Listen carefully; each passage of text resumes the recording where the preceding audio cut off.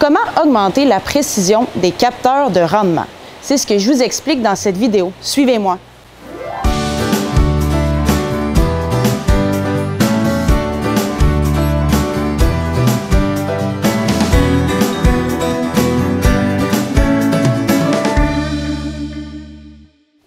L'agriculture de précision utilise plusieurs outils pour vous aider à prendre des décisions éclairées pour obtenir une rentabilité optimale. Pour y arriver, il est important d'avoir des données pertinentes et de grande précision. La première donnée qui nous vient à l'esprit est le rendement.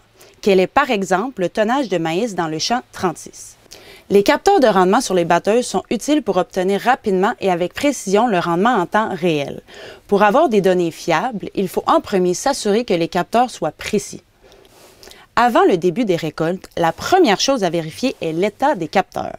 Il est important de s'assurer que toutes les pièces sont en bon état et prêtes à fonctionner normalement. Il y a le capteur de rendement et celui d'humidité à vérifier. Pour le capteur de rendement, on doit vérifier l'état de la plaque. Elle doit être toujours propre. Vérifier l'usure de la plaque de nylon et la changer après environ 5000 tonnes. Vérifier que le capteur RPM de l'élévateur est en bon état. S'assurer que les palettes de l'élévateur soient toutes présentes. S'assurer aussi que le déflecteur en haut de l'élévateur est propre et en bon état. Et enfin, vérifier que l'affichage du capteur indique 0 quand l'élévateur tourne sans aucun grain. Pour le capteur d'humidité, on doit s'assurer qu'il est propre ainsi que son environnement. Vérifier la vis sans fin, dépendant des modèles. Elle doit être propre et en bon état. S'assurer que le capteur de température fonctionne. Et durant la saison de battage, il est préférable de nettoyer le capteur d'humidité tous les jours.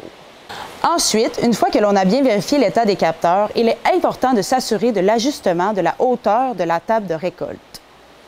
Par la suite, il est primordial d'avoir des capteurs bien calibrés. Il est suggéré de calibrer les capteurs au moment suivant.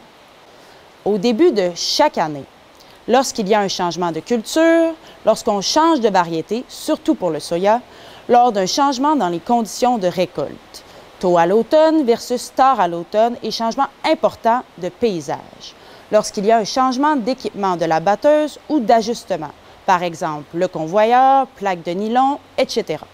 Le premier capteur à calibrer est le capteur d'humidité. Il est préférable de commencer par celui-ci, sinon les données de rendement sec ne seront pas précises. On le calibre en le mettant sur le mode étalonnage ou sampling. Ensuite, on prélève un échantillon que l'on teste soit dans un centre de grains ou avec un testeur d'humidité fiable et bien calibré. Pour le capteur de rendement, on recommande de faire 3 pesées pour une batteuse neuve. On prend des pesées à des endroits qui sont représentatifs du champ. On vérifie ensuite les pesées avec une balance sur roue calibrée ou encore en faisant peser le camion. Avec une batteuse qui n'est pas neuve, une seule pesée pour faire la calibration devrait suffire. Après avoir fait toutes ces étapes, vous êtes finalement prêt à aller dans le champ pour récolter. Dernier conseil, n'oubliez pas durant la récolte de vérifier le bon fonctionnement de la carte mémoire du système.